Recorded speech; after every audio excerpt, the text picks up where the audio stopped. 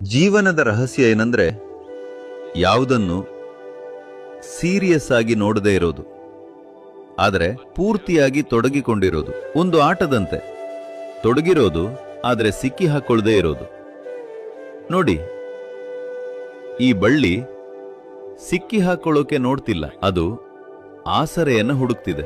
ಖಂಡಿತ ಅದು ಯಾವುದರಲ್ಲಾದರೂ ಸಿಕ್ಕಿ ಹಾಕೊಳ್ಳುತ್ತೆ, ಆದರೆ ಕೇವಲ ತನ್ನ ಜೀವನಕ್ಕೆ, ತನ್ನ ಬೆಳವಣಿಗೆಗೆ ಆಸರೆಯಾಗಿ ಮತ್ತು ಅರಳೋದಿಕ್ಕಾಗಿ. ಆದರೆ ವಿನಾಕಾರಣ ಸಿಕ್ಕಾಕೊಳ್ಳಲ್ಲ, ತನ್ನ ಸ್ವಂತ ಜೀವವನ್ನ ಹತ್ತಿಕೋಕೆ ಸಿಕ್ಕಾಕೊಳ್ಳಲ್ಲ. ಪ್ರತಿಯೊಬ್ಬ ಮನುಷ್ಯನು ಇದನ್ನ ಕಲಿಯಬೇಕು.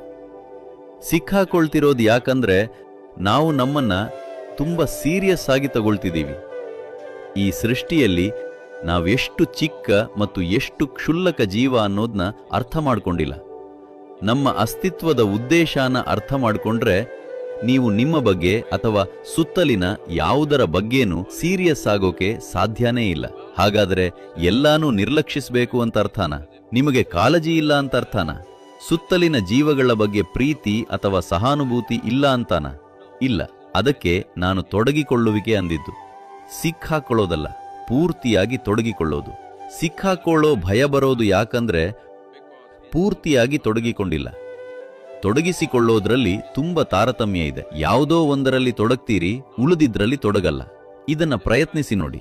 ನೀವು ನೋಡೋ ಯಾವುದೇ ಆಗಿರಲಿ, ಒಂದು ಎಲೆ, ಗಿಡ, ಪ್ರಾಣಿ, ಮನುಷ್ಯ, ಗಂಡು ಹೆಣ್ಣು, ಮಗು, ಯಾವುದೇ ಆಗಿರ್ಲಿ, ನಿರ್ಜೀವ ವಸ್ತುನೇ ಆಗಿರ್ಲಿ, ನಿಮ್ಮ ಕಣ್ಣಿಗೆ ಕಾಣೋ ಯಾವುದೇ ವಸ್ತು ಆಗಲಿ, ಪೂರ್ತಿಯಾಗಿ ತೊಡಗಿಕೊಳ್ಳಿ. ಪೂರ್ತಿಯಾಗಿ ತೊಡಗಿದೀರಾ ಅಂತ ಹೇಗೆ ಗೊತ್ತಾಗತ್ತೆ? ಈಗ ಇದನ್ನ ನಿಮ್ಮ ಜೀವನದಲ್ಲಿ ತಂದುಕೊಳ್ಳಿ. ಬಹುಶಃ ನಿಮ್ಮ ಮಗು, ನೀವು ಪ್ರೀತಿಸೋ ವ್ಯಕ್ತಿ, ಅಥವಾ ನಿಮಗೆ ತುಂಬಾ ಮುಖ್ಯವಾದ ಯಾವುದಾದರೂ ಅಥವಾ ಯಾರದ್ದಾದರೂ ಮುಖವನ್ನ ಭೂಮಿಯ ಮೇಲಿನ ಪ್ರತಿಯೊಂದರಲ್ಲೂ ಇರಿಸಿ ಅವರನ್ನ ಹಾಗೇ ನೋಡಿ.